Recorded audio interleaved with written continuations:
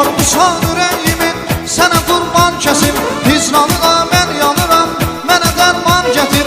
Aparmışsan ürəyimin sənə qurban kəsim, hicranına mən yanıram, mənə dərman gətir. Şah mələyim olmuşsan yarım, dərdlərimin dərmanın olmuşsan canım. Mən Tanrıdan dilədim yarım, sevgi payım olmuşsan yarım.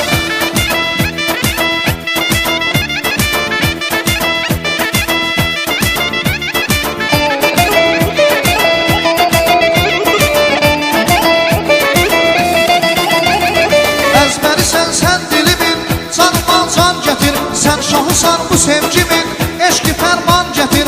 Əzbərisən sən dilimin, canıma can gətir. Sən şahısan bu sevgimin, eşki fərman gətir. Şah mələyim olmuşsan yarım, dərdlərimin dərmanın olmuşsan canım. Mən Tanrıdan dilədim yarım, sevgi payım olmuşsan yarım.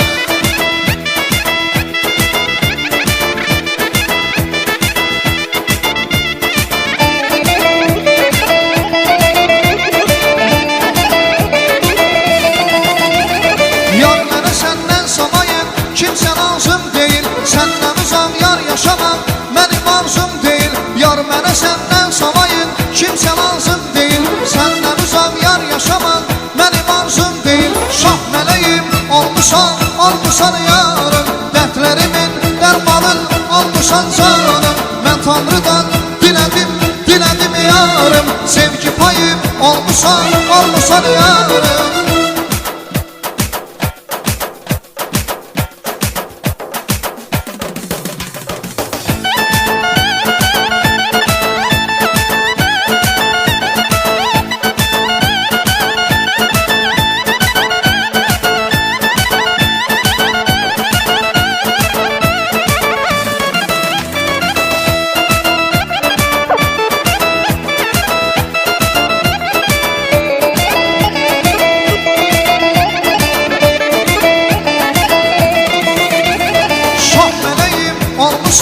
Olmuşsan yarım, dərdlərimin dərmanın olmuşsan canım. Mən Tanrıdan dilədim yarım, sevgi payım olmuşsan yarım. Şah mələyim olmuşsan yarım, dərdlərimin dərmanın olmuşsan canım. Mən Tanrıdan dilədim yarım, sevgi payım olmuşsan